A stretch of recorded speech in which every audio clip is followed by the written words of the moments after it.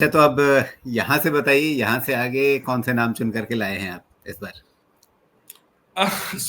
देखिए, मैंने जैसे कहा मल्टी बैगर वो बनेंगे नहीं बनेंगे तो वहीं पर कंपनी की ग्रोथ मल्टी डेकेडल उसमें लेवल पे अगर मैं गिनूं तो मैं सबसे पहले तो होटल बिजनेस में से ही आपको चुन के बताऊंगा कि इंडिया की सबसे one of the biggest companies, not the biggest, सबसे बड़ी तो ताज होटल्स है, लेकिन जो सेकंड बिगेस्ट अब प्लेयर हो गया है वो आईटीसी होटल्स है।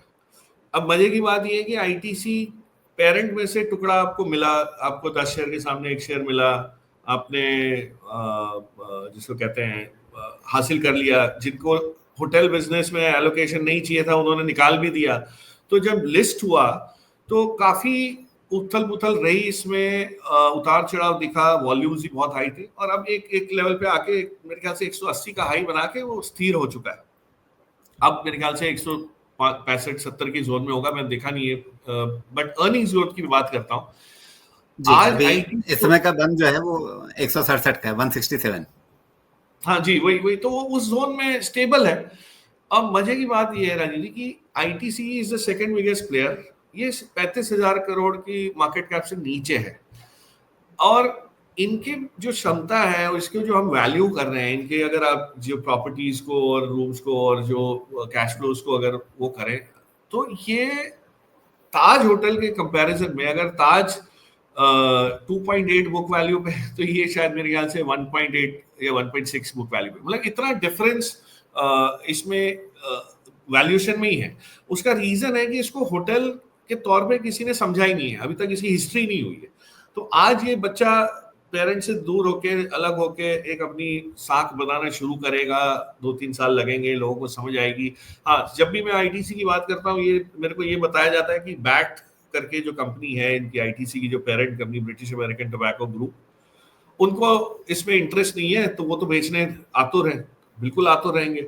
अगर वो बेचते हैं तो इस टाइप का बिजनेस हमारे इंस्टीट्यूशनल इन्वेस्टर लपक के ले लेंगे, तो कहीं उसको अब्सॉर्ब होने में कोई वो नहीं है। उस चिंता की वजह से लोग डरे हुए इसलिए लेते नहीं है, लेकिन जैसे जैसे इसका अर्निंग्स ग्रोथ आएगा और ये इतना कैश जनरेट करती है कंपनी कि आपको अंदाजा लगना शुरू हो जाएगा कि कहीं ना कहीं ये कैश मशीन है और इसको रिवॉर्ड करना जरूरी हो जाएगा। और जो जो एक्सपेंशन इन्होंने ऐलान करके बैठे हैं, मेरे ख्याल से 2030 में या 29 में they will probably be as big as the Taj group in terms of presence. तो आप ये सोचिए कि आज नंबर 2 प्लेयर है, बहुत ज्यादा लोगों को समझ गया है। और मजे की बात, इसमें डाउनसाइड रिस्क बहुत कम मुझे दिखता है। ये लोगों के पास जिनको बेचना था तो बेच के बैठे हैं, किसी ने ये 250 पे जी, लिया ही नहीं है जो चिंता करके 167 पे बेचने आएगा। तो आप तो ऐसे शेयर लीजिए ना जिसमें आपको नींद भी आए, आपको मार्केट देखने की जरूरत भी ना पड़े, और आपने लेके छोड़ दिया, पता चला 5 साल में 500 का भाव हो गया। सो जी। इस टाइप की चीजों में थोड़ा सा झुकाव मेरा ज्यादा है। जैसे मैंने कहा था इंडिगो है लेकिन वो ये जो प्रमोटर वाली बात आपने कही जी कि British American tobacco company BAT क्या करेगी नहीं करेगी उसका इंटरेस्ट नहीं है, तो कई लोगों को ये लग सकता है कि जब एक प्रमोटर कंपनी का ही इंटरेस्ट नहीं है तो वो कंपनी कितनी तेजी से ग्रो कर पाएगी, कितने उत्साह के साथ आगे बढ़ेगी जब प्रमोटर ही बहुत उत्साहित नहीं है। लेकिन इसका एक काउंटर पॉइंट शायद ये भी हो सकता है कि इवन जब आईटीसी के अंदर ही, आईटीसी लिमिटेड के अंदर ही ये बिजनेस था, या पूरे आईटीसी को लेकर के ही, मतलब हम बीएटी को बहुत तो उसके एक्टिव प्रमोटर के रूप में तो देखते ही नहीं। आज शायद है ये भी नहीं, एक प्रोफेशनल मैनेजमेंट के हाथ में ही है। बिल्कुल एब्सोल्युटली। बीएटी का कोई रोल ही नहीं है, ना उनको ये होटल की समझ है। सी, होटल बिजनेस चलाना एक बहुत बड़ी अलग टाइप की एक्सपर्टीज चाहिए होती है। सिगरेट का कारोबार चलाना, कंज्यूमर गुड्स का कारोबार चलाना, एफएमसीजी का कारोबार बहुत ही अलग चीज है। अब दैट के ग्लोबल स्कीम ऑफ थिंग्स में कोई उनके पास ऐसा एक्सपर्ट ही नहीं है जो होटल बिजनेस को समझ सके, तो वो चलाएंगे कैसे? तो उनके लिए तो बहुत अच्छी चीज है कि भाई इसको वैल्यू अनलॉक करके इसमें से निकलिए और अपने पेरेंट बिजनेस में लगाइए। तो वो बल्कि अगर इवन होगा, पूरी आईटीसी के लिए मुझे लगता है कि शायद बीएटी का बहुत एक्टिव रोल नहीं रहता और प्रोफेशनल मैनेजमेंट ही इसे चलाता है। हाँ वो सर ये तो हिस्टोरिक उससे पैसा, मतलब वारसे में मिली हुई कंपनी है उनके पास। शायद इनिशियली जब आए थे तब इंपीरियल टोबैको कंपनी बन के जब आए थे तो वो बीएटी ने शुरुआत की थी, इसलिए है, तो उसकी धरोहर की वजह से वो कमा रहे हैं। लेकिन चलाते तो professional. But ITC as a company जो है, जो आज सिगरेट कंपनी है या जो एफएमसीजी कंपनी है, मैं आपको ये भी बता दूं कि बहुत सारे अच्छे इन्वेस्टर्स टोबैको की वजह से उसमें इन्वेस्ट नहीं करते थे, लेकिन hotel is a different cup of T.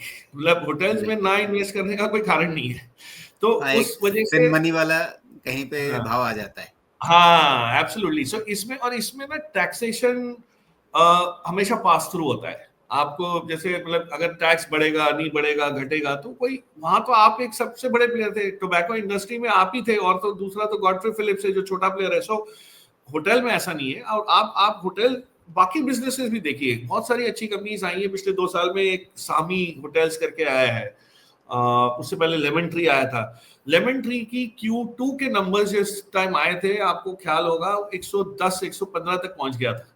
उसके बाद उन्होंने बताया कि भाई हमने इस क्वार्टर में बहुत सारा खर्चा रेनोवेशन पे, अपग्रेड्स पे, इस पे किया है।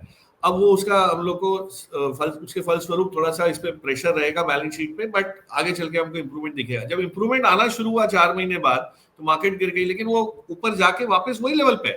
सो इंटरेस्टिंगली होता क्या है कि होटल बिजनेस में सिक्लिकलिटी थोड़ी सी ज्यादा रहती है, और आप आपके ग्रोथ फेज में किस स्टेज पे हो उससे बहुत बढ़िया वैल्यू क्रिएट होती। इंडियन होटल्स ताज वाला जो है, कितने में राइट्स आया था आप याद कीजिए, और वहां से वो आज का है। तो ये जब राइट्स आया था तो 90 100 130 की जोन में 4 साल निकाल दिए थे उसने।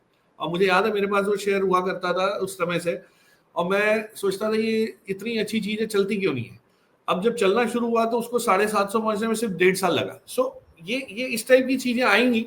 बिजनेस आप समझिए, और बिजनेस के लिहाजा मतलब कोई आईटीसी में कंप्लेन वाली आपको चीज दिखेगी नहीं कि इनकी प्रॉपर्टी बेकार है, गलत जगहों पे है, लोकेशन ठीक नहीं है, प्रीमियम नहीं है।